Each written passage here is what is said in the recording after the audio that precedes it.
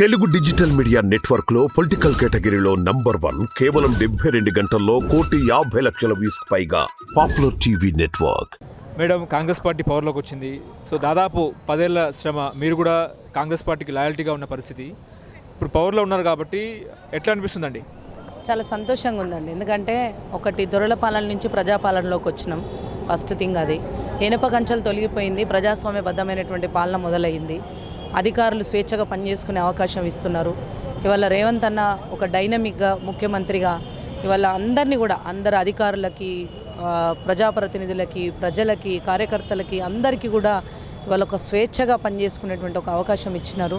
ఒక డైనమిక్గా ముందుకెళ్తూ ఉన్నారు. వ్యవస్థనంతా కూడా విస్తృత స్థాయిలో విశ్లేషణ జరుపుతూ నిపుణుల సలహాలతో సూచనలతో ముందుకెళ్తూ ఉన్నటువంటి పరిస్థితి. ఈ సందర్భంగా మేమందరం చాలా సంతోషపడుతున్నాం. ఎందుకంటే తెలంగాణ ఉద్యమంలో ప్రాణాలు పణంగా పెట్టి కొట్లాడినోళ్ళం. వచ్చిన తెలంగాణలో కనీసం తెలంగాణ ఉద్యమ బిడ్డలమైన మేము మా సొంత యూనివర్సిటీలో, ఉస్మానియా యూనివర్సిటీలో కూడా స్వేచ్ఛగా తిరిగే పరిస్థితి లేకుండే.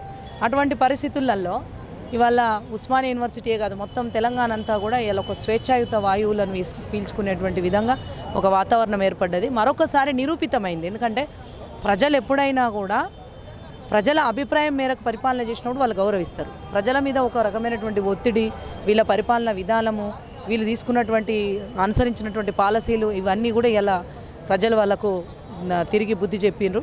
కాంగ్రెస్ ప్రభుత్వం అంటే పేదల ప్రభుత్వం, ఒక డెమోక్రటిక్ వేలో ఉంటుంది అనేటువంటి విషయాన్ని వాళ్ళు గుర్తించారు. కాబట్టి అధికారం ఇచ్చిండ్రు. ఇచ్చినందుకు ప్రజలకు కూడా ఇలా సంతోషంగా. ఎందుకంటే అక్కడ ఏంది మన ప్రగతి భవన్ని ఇలా ప్రజాభవన్గా మార్చిండ్రు కదా, పూలే భవన్గా. అలాగే సెక్రటేరియట్ అయితే కనీసం ఆ గ్రిల్స్ దాకా కూడా పోనీయకపోయేది. ఇలా సెక్రటేరియట్లో చాలా స్వేచ్ఛగా వెళ్ళి మంత్రులను కలిసి, అధికారులను కలిసి రాగలుగుతున్నారు సామాన్య ప్రజలు కూడా. ఇప్పుడు కేటీఆర్ అంటున్నారు, మీరు అంటే కాంగ్రెస్ పార్టీ మొదటి క్యాబినెట్లోనే 2 లక్షల ఉద్యోగాలు మెగా డిఎస్సి నిర్వహిస్తామని చెప్పినారు. ఉద్యోగాలు ఎక్కడ, మెగా డిఎస్సి ఎక్కడ, రుణమాఫీ ఎక్కడ, రైతు బంధు ఎక్కడ అని చెప్పేసి నిన్న కేటీఆర్ అసెంబ్లీలో ప్రశ్నించిన పరిస్థితి. ఏం చెప్తారు మీరు?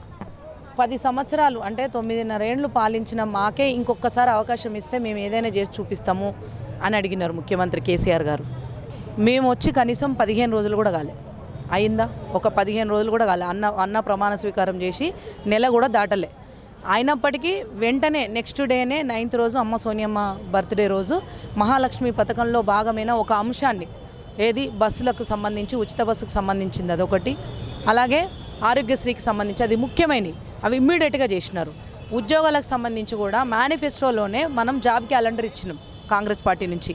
ఆ ఇచ్చిన జాబ్ క్యాలెండర్ని ఇవాళ అమలు చేయాలన్నప్పుడు టీఎస్పీఎస్సీ ప్రక్షాళన చేయాలి. నిరుద్యోగులంతా కూడా ఇలా అందరూ కూడా ఏకదాటిగా ఒక వాదన వినిపించిండ్రు. అందరూ ఒక రిక్వెస్ట్ చేశారు గవర్నమెంట్కి, రేవంత్ అన్నకు కూడా.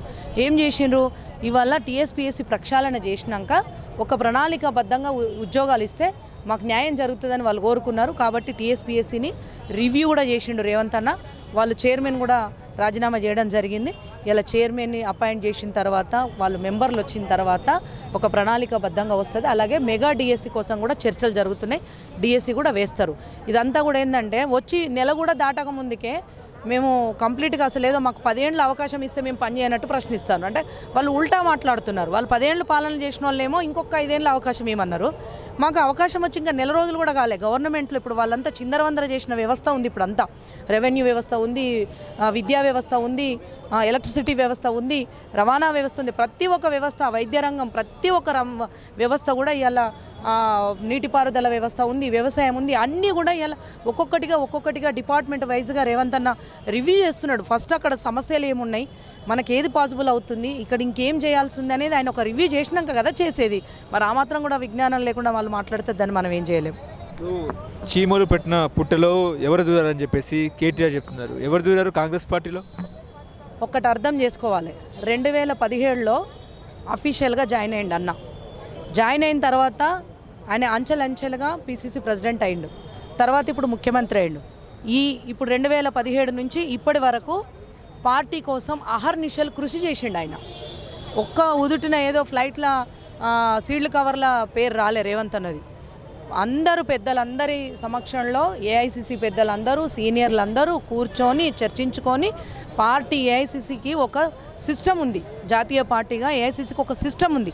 ఆ సిస్టమ్ బేస్డ్గా ఇక్కడున్న సీనియర్ నాయకులందరూ చాలా అసలు ఎంత సౌహృద్భావంతో ఒక ఐక్యతతోటి కలిసి ఇలా పార్టీని అధికారంలోకి తీసుకొచ్చినాక అందరూ కూర్చొని డిస్కస్ చేసుకున్నాక సావధానంగా ముఖ్యమంత్రి క్యాండిడేట్ని ఏఐసిసి పెద్దలు నియమించిండ్రు.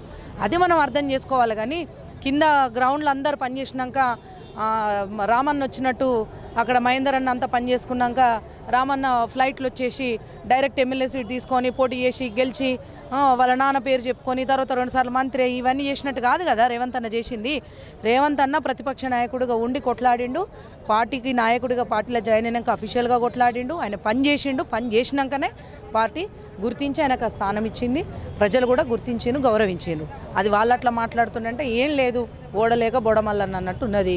వ్యవహారం అంతా ఎట్లున్నదంటే వాళ్ళ లొసుగులన్నీ బయటకు వస్తున్నాయి కాబట్టి సబ్జెక్టు మీద పాలసీల మీద మాట్లాడకుండా నిన్న అసెంబ్లీలో కూడా పక్కదోవ పట్టించే ప్రయత్నం చేశారు.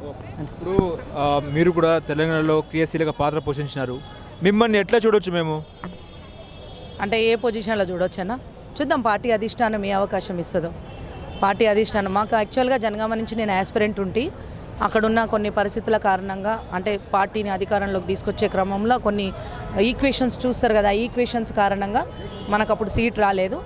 మనకి ఇప్పుడు నామినేటెడ్ పోస్టులు ఉంటాయి, అన్నీ ఉంటాయి. పెద్దలు రేవంత్ అన్న గారు మా అందరి పట్ల ఒక ప్రేమపూర్వకంగా ఉన్నటువంటి వ్యక్తి. ఆయన పార్టీ అధిష్టానం ఏఐసిసి అధిష్టానం మేరకు పిసిసి అధిష్టానం మేరకు ముఖ్యమంత్రి గారు ఏ నిర్ణయం తీసుకొని మాకు ఏ బాధ్యత ఇచ్చినా చేస్తాం. Thank you madam.